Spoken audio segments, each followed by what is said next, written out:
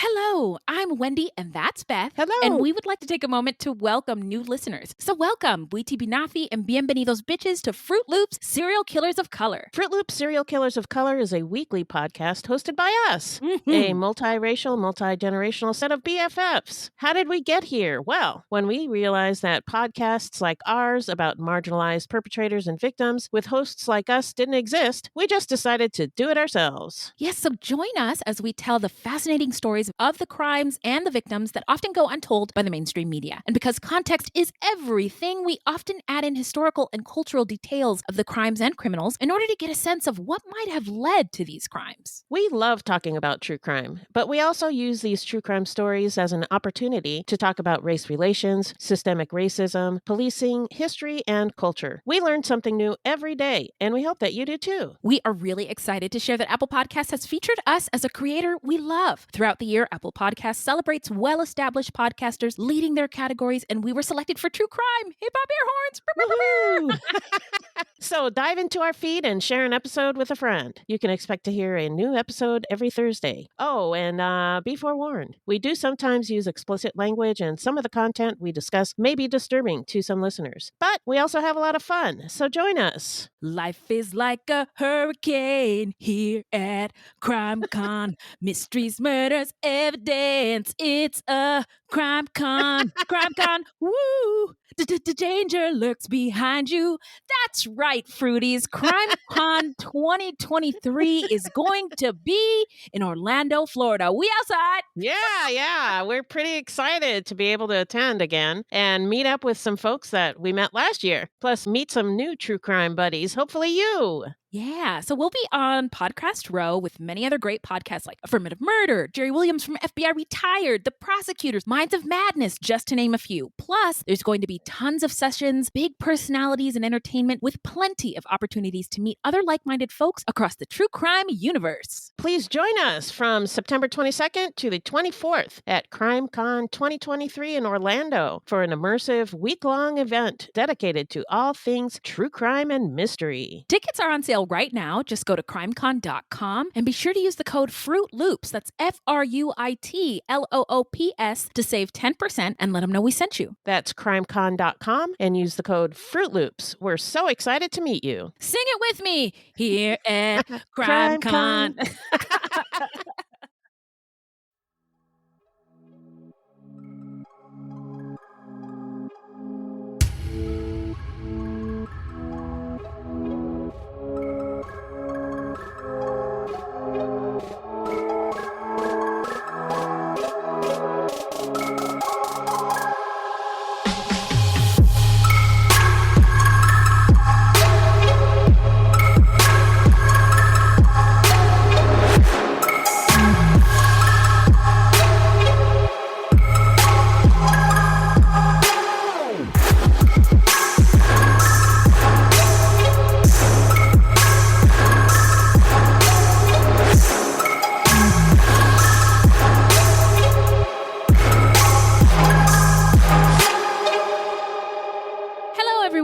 It's me, Wendy and Beth. She's over there. Hello. Thanks for tuning in. Fruitloops is a podcast about true crimes committed by people of color and those who are othered and the victims, because contrary to popular belief, not all serial killers are straight, cisgender white dudes. What? And these crimes, you're not going to believe this, rarely get any public attention because the news is racist, allegedly. However, we have a little announcement for y'all. We are going to go on break, getting some rest so we can recharge while cooking up some fire-ass true crime content for your ear holes when we return later this summer. In the meantime, we didn't want to leave you without something to listen to from our Pod Pal partners on the Evergreen Podcast Network. So, enjoy your prides, your Juneteenths, Yeah. that one holiday that rhymes with the splorth of Spewly, and your Gemini and Cancer seasons. We will be back at the end of July 2023.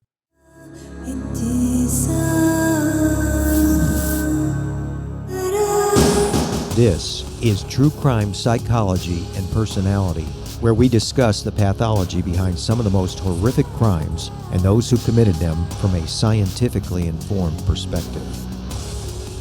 I'm Dr. Todd Grande, I have a PhD in counselor education and supervision, and I'm a licensed professional counselor of mental health. Dr. Todd Grande, that's my YouTube channel. Today's question is, can I analyze the case of Zohreh Sadeghi? First, I'll look at the background of this case, move to the timeline of the crime, then offer my analysis. In 2023, 33-year-old Zohreh Sadeghi was a software engineer who lived with her 35-year-old husband, Walad Nazari, in Redmond, Washington. Zohreh's husband was also a software engineer. He worked at Amazon since January 2022. The couple was originally from Iran. They married sometime around 2011 after moving to the United States and purchased their house in Redmond in 2021. Their house was worth about $1.6 million, so they must have been financially successful at some point during their careers, although it's worth noting that the average cost of a house in Redmond, Washington is about $1 million. The average cost of a house in the United States is about $350,000. Zohreh operated a podcast that was about the technology industry.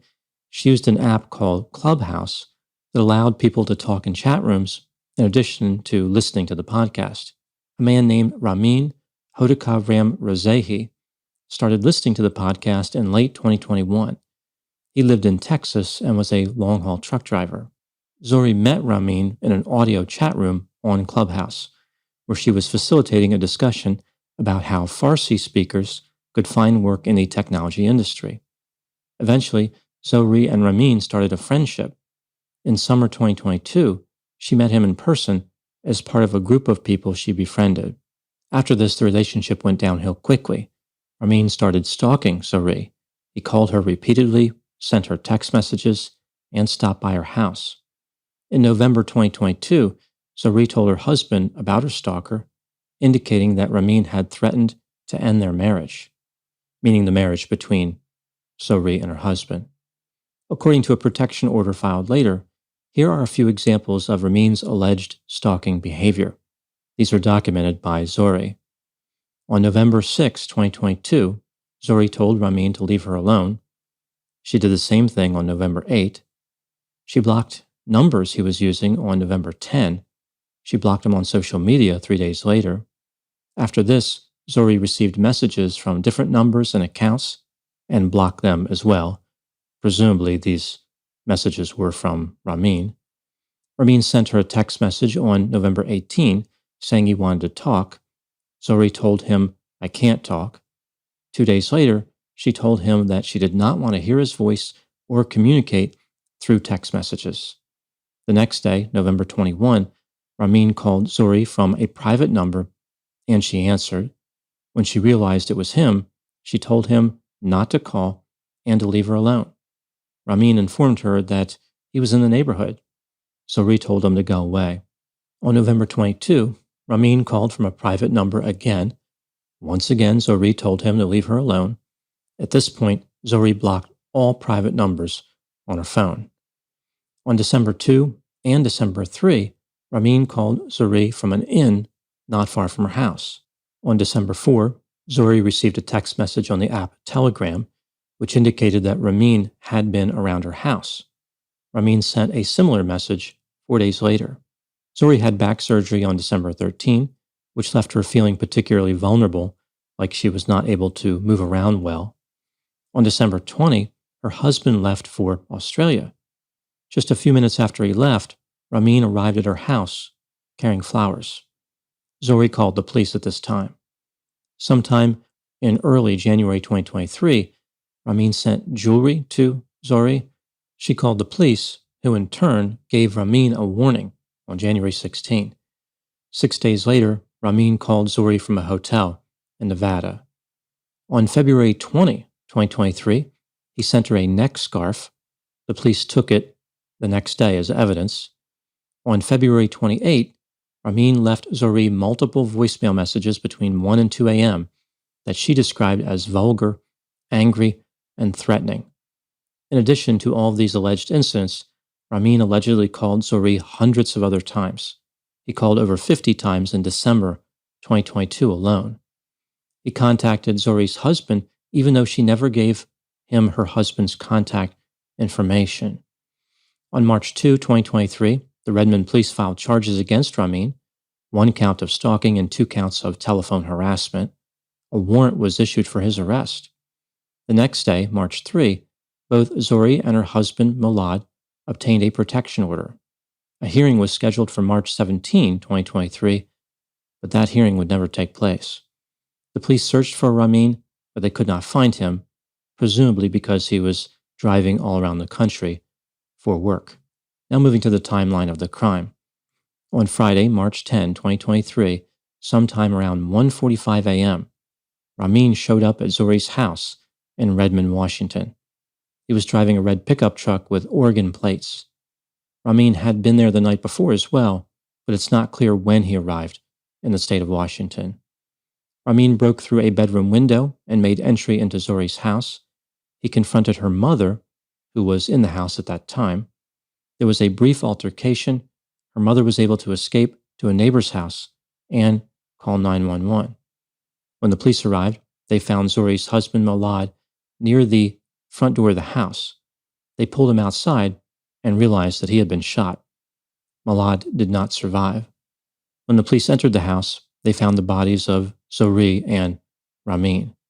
It appears as though Ramin shot and killed both Zohreh and her husband Malad before bringing an end to his own life.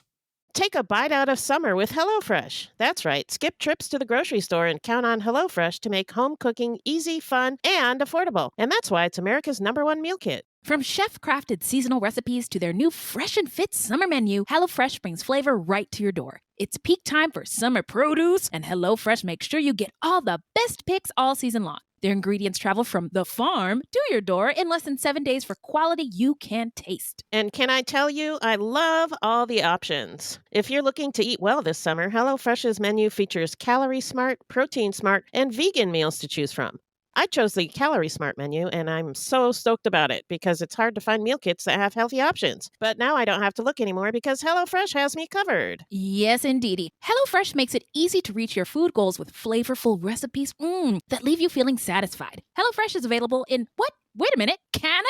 Minnie, our lovely Canadian friend, tell us about your experience with HelloFresh. Well, we chose the vegetarian meals, and I was very impressed with how large the portions were. So 1 portion actually meant 2 for us, and I love having leftovers. Me too. It's like cook once, eat twice. I'm all about it.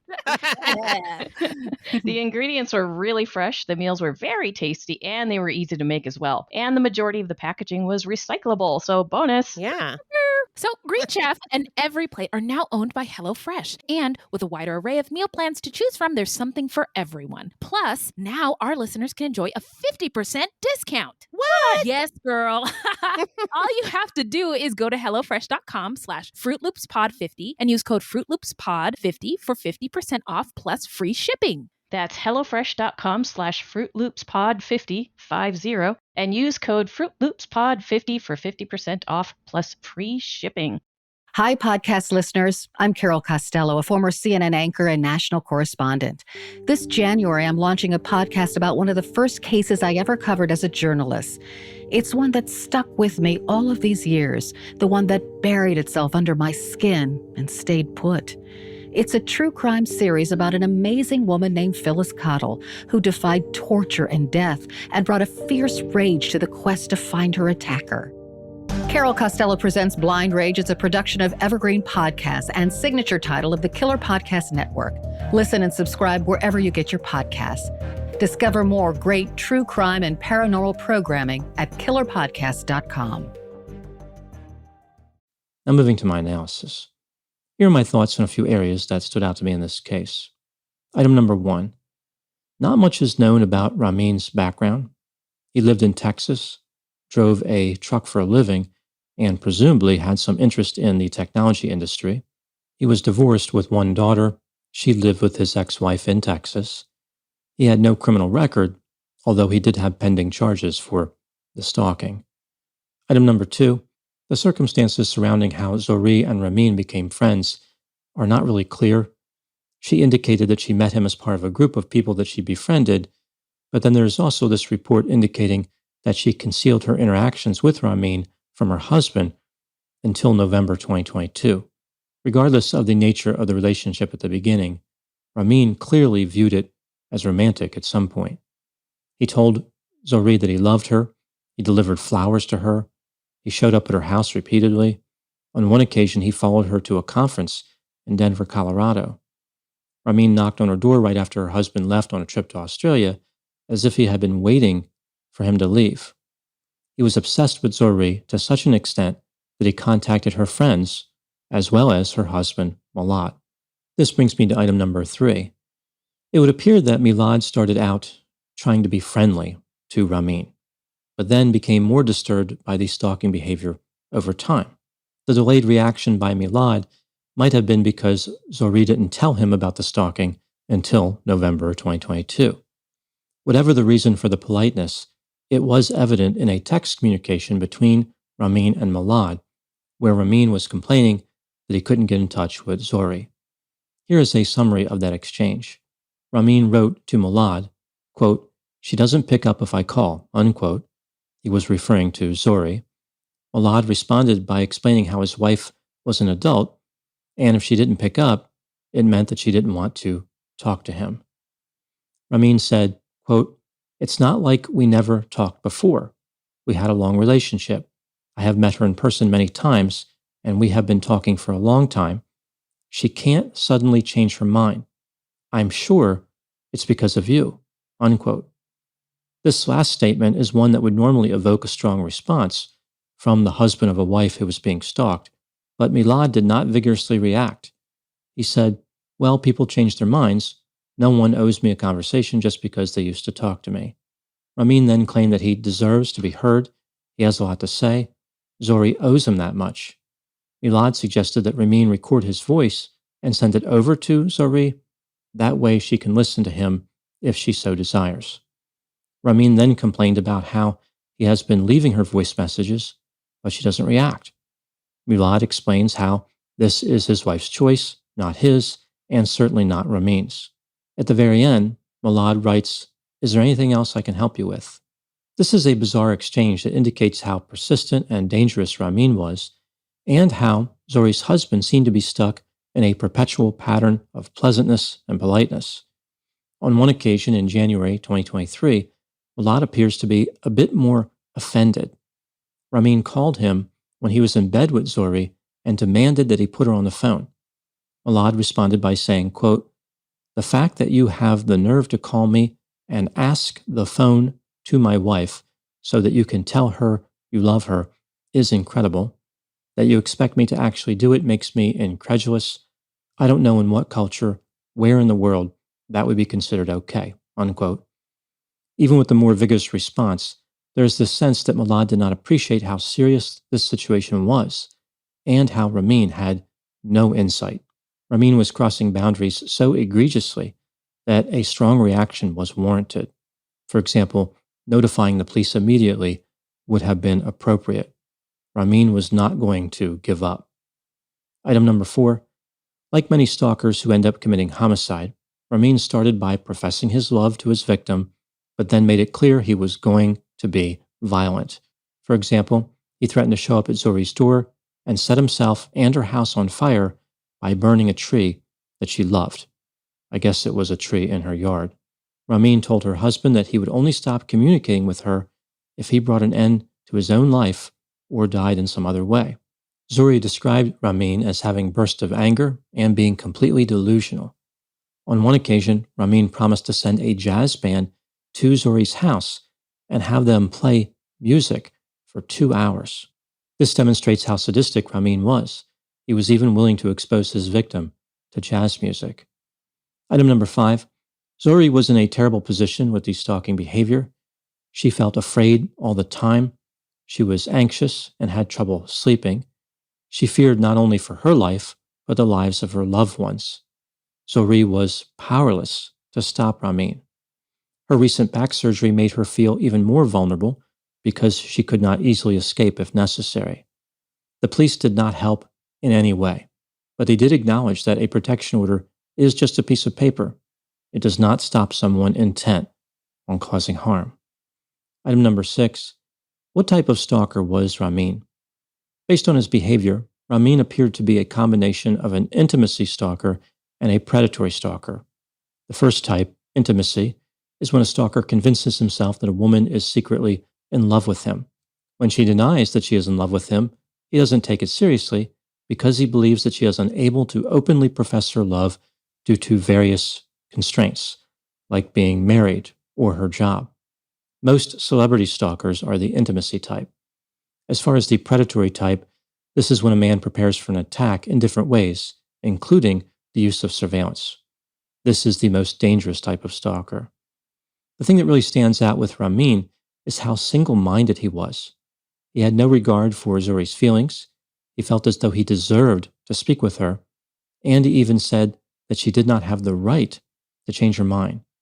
Ramin was highly motivated, sadistic, had no empathy, and had a massive sense of entitlement. Now moving to my final thoughts. At first glance, it might appear as though Ramin targeted his victim because she was a well-known podcaster, like this is one of the hazards of fame.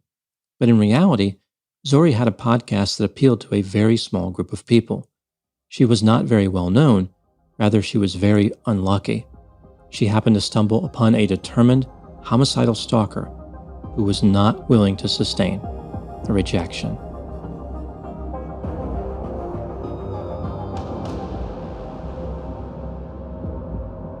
This has been True Crime Psychology and Personality from Ars Longa Media. This content is for educational and entertainment purposes only. Ars Longa, Vita Brevis. Well, that's it, folks. We really hope that you enjoyed that. Check out evergreenpodcast.com to find out more about today's feature and subscribe. Where can the people find us, Beth? Our website is fruitloopspod.com, and we use Fruit Loops Pod for all of our social media. The footnotes for each episode can be found on our website. Plus, check it out for the different ways that you can support the show and become a Fruit Loops patron. You can also support us by supporting our sponsors or by giving us a 5-star review. 5 stars only, please. And don't forget to subscribe. You can also get at us on the socials, contact us through our website, or leave us a voicemail at 602-935-6294. This is a weekly podcast and new episodes drop every Thursday. So until next time, look alive, y'all. It's crazy out there.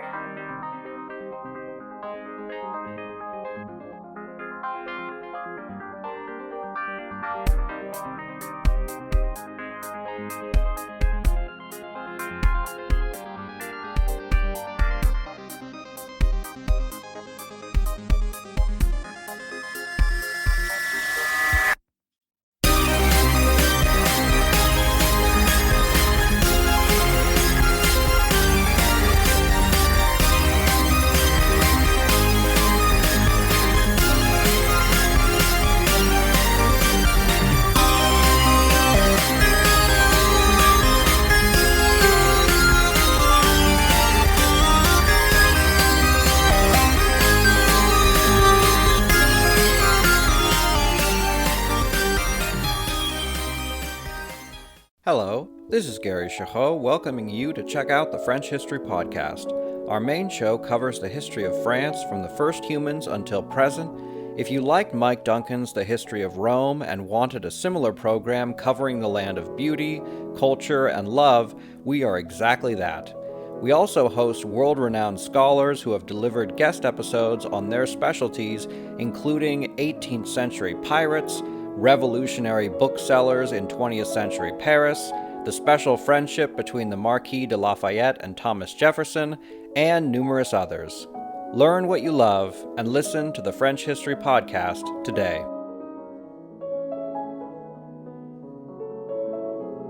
3 a.m., the comedy horror podcast that holds weekly gatherings around the campfire. Let me tell you what you're going to get. You're going to hear stories about demonic possessions, prison stabbings, skinwalkers, glitches in the Matrix, cult leaders, missing 411, night marchers, Operation Paperclip, Mesopotamian devil worship, and so many monsters it'll give Kanye West a runaway for his money. Pop and meme culture also aren't off topic. A camp where laughs and scares are constantly competing for first place.